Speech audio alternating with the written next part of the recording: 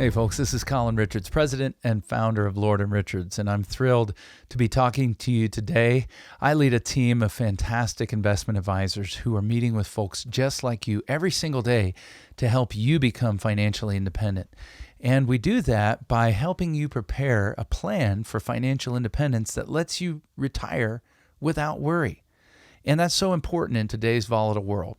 As we're talking today in this segment, we're continuing a 3-episode series on how to be wealthy or how to build wealth. And in this particular segment, I'm going to get right down into the nitty-gritty, the fundamental, most important issue of building wealth. And here it is. You have to save. Now, I know you're saying, well, Colin, I want to hear about interesting investments and I want to pick up tidbits that I can use in my portfolio.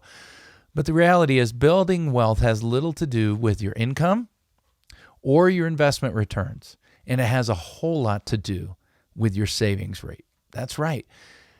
It's wise to invest, and great returns can help build your wealth. But there is a lot of uncertainty in investing, especially in today's volatile world. The first question when we invest in something is, will the strategy, will the company, will the investment pan out? Is it even going to work?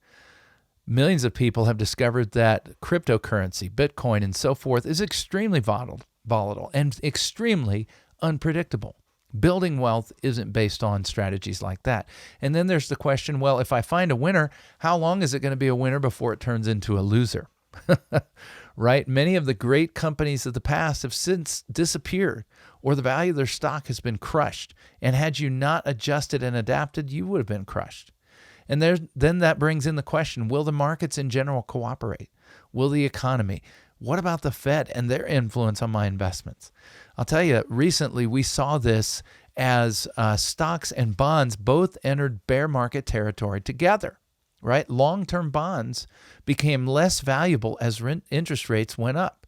Old bonds with lower interest rates were less valuable than new bonds with higher interest rates. And people who held portfolios of funds, of bonds, were really heavily impacted by that. The market is unpredictable.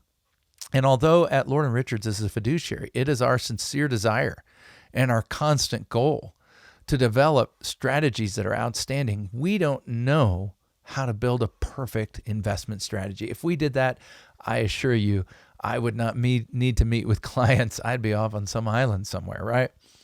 So here is where we do find some guarantees, because folks are looking for guarantees. Personal savings, your own personal saving rate is guaranteed to build wealth. You say, does that matter whether I put it in the market or in a savings account? No. No matter what you're doing. You say, well, what about high inflation? I agree, inflation erodes savings, but if you're saving at a much more dramatic rate than inflation, then I'm sure you're going to keep up. You see, wealth is just the accumulation of leftovers after what you've spent, okay? After you've spent what you take in. You can build wealth without a high income, right? You can build wealth without a high income. We tell stories all the time of that person that just lived a simple life. They lived frugally, and they saved almost everything they had, and it built over time. Being frugal is guaranteed to build wealth. You say, well, wait a minute, that's on the expense side. What about the income side? Frugality means that you spend far less than what you take in. And the problem today is most people are hand to mouth. They don't look the same as the person who lives in a jungle, who gets their rice for breakfast and then gets their rice for lunch and then gets their rice for dinner, if they're lucky enough to have 3 meals. But they're doing the same thing in corporate America. They may have a 6-figure paycheck, but they also have a 6-figure expense side of the balance of the income and expense report. Here's a great quote by Morgan Housel in his book, The Psychology of Money. There are professional investors who grind, and I tell you, they grind 80 hours a week to add 0.1 of a percentage point to their returns. When there are 2 or 3 or more full percentage points of lifestyle bloat, I love that expression, lifestyle bloat in their finances that can be exploited with less effort. Keith Cunningham, outstanding business professional and really an advisor to advisors, says he calls it the pimp factor, right? Where people pimp out their vehicles or spend exorbitant amounts of their money on themselves. Past a certain level of income, what you need is just what sits below your ego. Savings is the gap between your ego and your income, because so often what we're spending is really being spent to flaunt it before others rather than to really enhance our life or increase our happiness. So no matter how well we build your plan for financial independence, no matter how perfect the investments, and there are no perfect investments, if your expenses aren't substantially lower than your income, then you're going to be poor. You're going to struggle to retire. You're going to struggle to make ends meet. And I see it all the time. The greatest determiner of your ability to withstand financial shocks, whether that's healthcare, tax increases, market declines, wherever the shock may come. And I tell you, they often come in big dollar amounts. When we're talking about healthcare, we can get into hundreds of thousands of unexpected expenses. And the greatest determiner of your ability to withstand those kinds of financial shocks is the amount of cash you've built up. That's it. That's how businesses survive. You might sometimes wonder, why does Apple have cash? Why does Microsoft have cash? Can't they just reinvest it? But they understand the unpredictable nature of the economy, the market. And here's another important principle. Saving beyond just the goals, right? I need this much to live. No. Saving beyond that leads to financial freedom and independence, right? People are always looking at these commercials. What's your number? What's your number? What do I need in order to retire?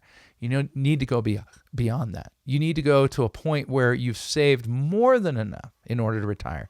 You say, well, I've got a good rule of thumb. I think I need X amount in my lifestyle. Folks, those rules of thumb are not a plan. They're simply guidelines. But what you need is a financial independence review, where we test the probability of your success of not only making it, not only just getting by, but enjoying a fantastic retirement that does not involve fear, that does not involve getting wiped out by a financial shock like healthcare, right? Being prepared in advance for those contingencies. And we start with a simple conversation where we discuss your goals, your values, your dreams.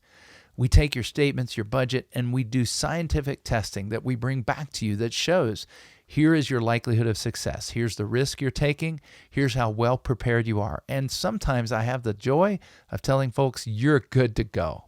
Here's a gold star. But a lot of times there's things that we can do to help you.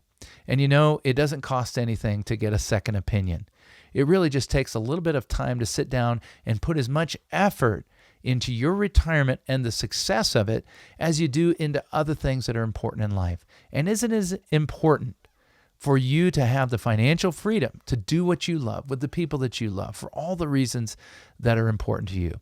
I'd like to encourage you to take the time out and have a simple conversation and let us visit to prepare your financial independence review.